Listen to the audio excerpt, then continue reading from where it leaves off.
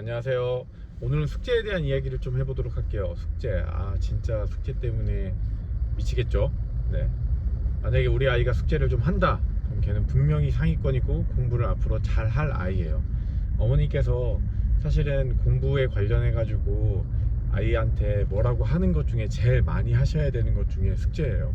숙제는 단순히 숙제해, 숙제 빨리 해, 이런 개념이 아니라 숙제를 확실하게 먼저 끝낼 수 있는 그런 시스템을 구축해 주지 않고서는 사실 숙제를 잘하기가 쉽지가 않아요. 무조건 숙제를 먼저 끝내고 그 다음 일을 해라, 이 가치관이 아이에게 완전히 각인이 되어 있어야 해요.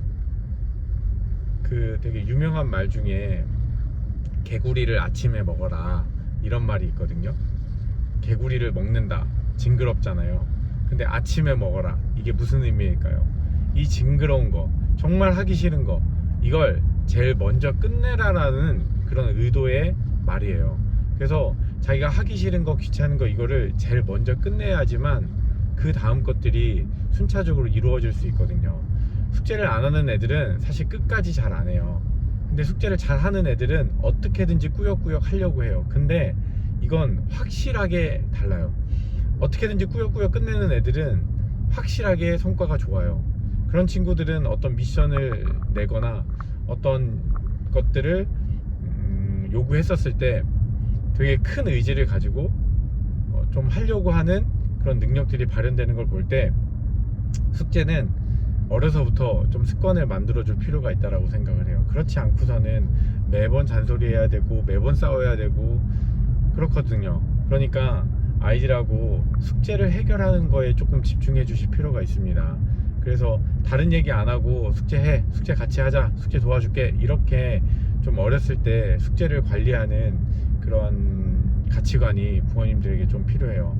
가끔 가다가 보면 되게 중요한 얘기인데, 학원에서 아이들에게 숙제를 내주고 답지를 주지 않는 경우가 있어요. 또 혹시도 부모님께서도 아이에게 답지를 뺏고 부모님이 직접 채점하는 경우가 있거든요. 그거 굉장히 안 좋은 거예요. 아주 안 좋은 거예요.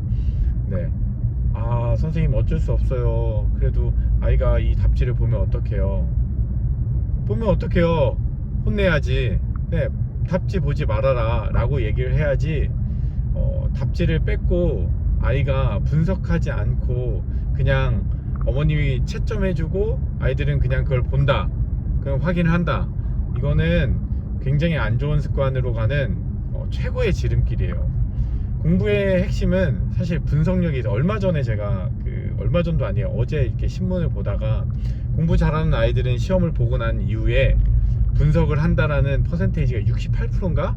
그러고 대부분의 아이들은 분석을 하지 않는다, 시험 보고 난 이후에 그렇구나 하고 넘긴다, 이런 아이들이 한 28%? 그러니까 분석을 하는 아이들이 보통의 아이들 기준으로 한 28% 정도 된다라고 하더라고요. 이게 정확한 수치는 모르겠는데 대략적으로 그래요. 그러니까 공부 잘하는 애들은 시험이 끝난 다음에 그렇구나 하고 분석을 철저히 하고 다음에 어떻게 해야 되겠는지 가이드도 잡고 비슷한 유형의 문제를 풀어보기까지 해요. 그런 아이들이 대략 60%가 넘는단 말이에요. 실제로 분석을 해야 내가 어느 부분이 약하고 어느 부분이 좀 후달리는지 정확하게 알 것 아닙니까? 근데 그런 것 없이 그냥 그렇구나 하고 넘기면 똑같은 문제 똑같이 계속 틀려요. 진짜 희한하게 계속 틀려요. 이게 개선이 안 돼요. 그러니까 아이들이 스스로 답지를 보고 분석을 하는 그 과정을 주셔야 해요. 그렇구나, 맞네, 내가 생각했던 게 역시 그렇구나, 이렇게 아이들이 작고 사고하는 과정을 길러야 되는데, 답지를 안 주면 어떤 현상이 벌어지겠습니까? 다 까먹어요. 특히 학원에서 답지 안 주고 문제 풀어와 라고 얘기하잖아요. 그러면 한 2, 3일 지난 다음에 학원 가. 그러면 기억이 날까요? 이거 내가 어떻게 풀었는지, 어떤 과정으로 내가 이걸 3번이라고 했는지 전혀 기억을 못해요.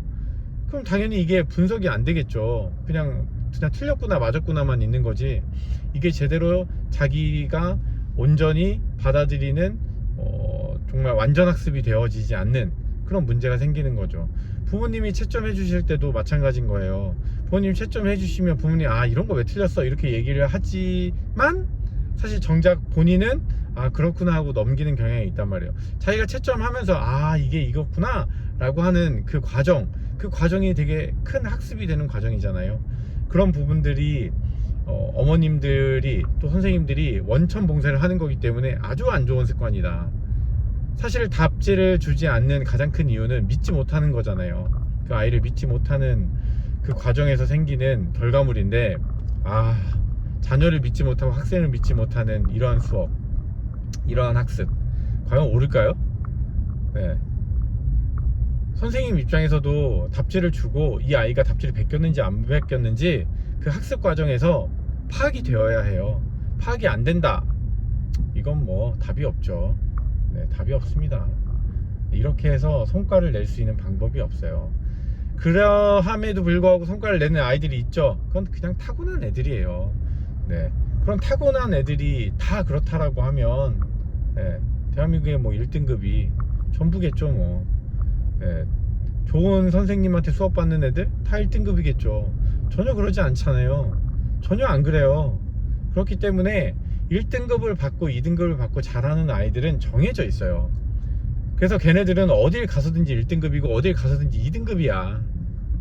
그런데 어떤 선생님 때문에 그럴 수 있죠. 그럼 그건 명확한 근거가 있어야 된다. 생각보다 5등급에서 3등급, 3등급에서 2등급, 이거 쉬운 일이 아니에요. 그렇게 간단한 일이 아니야. 그렇기 때문에 그런 과정으로 가려고 하면, 뭔가 성과를 내고 성장을 할 수 있는 과정으로 가려고 하면 진짜 확실해야 돼요. 이거는 그냥 절대적이야. 그냥 적당히 해가지고 갈 수 있는 방법이 별로 없습니다. 그렇기 때문에 부모님들이 꼭 기억하셨으면 좋겠습니다. 답지 꼭 주세요. 그래서 자기가 의식적으로 채점하고 분석해서 결과물을 만들 수 있도록 하고, 꼭 숙제를 할 수 있게끔 관리를 해 주실 필요가 있다. 다른 거 다 필요 없다. 숙제만 되면 이 아이는 무조건 상위권이다. 그러면 좀 천천히 가더라도, 좀 늦게 가더라도 될 수 있다. 우리가 정말 잘하는 아이들, 탁월한 아이들과 보통의 아이들의 차이는 딱 하나예요. 탁월한 아이들은 그 지점에 빨리 가는 것 뿐이에요. 보통의 아이들은 그냥 보통의 아이들처럼 그냥 과정과 시간을 들여서 천천히 가서 거기에 도달하는 거지, 다른 차이 없습니다. 빨리 가느냐 늦게 가느냐의 차이인 거예요. 결국 도착해 있었을 때는 오히려 보통의 아이들이 꽤 괜찮은 능력과 역량을 가지고 있는 아이들이 훨씬 더 많다고 저는 느껴져요. 왜냐? 실패하고 역경을 겪고 문제 해결을 하는 그런 과정들이 진짜 중요한 삶의 가치라고 생각을 하거든요. 그래서 여러분 꼭 명심하세요. 숙제합시다. 오늘도 화이팅. 안녕.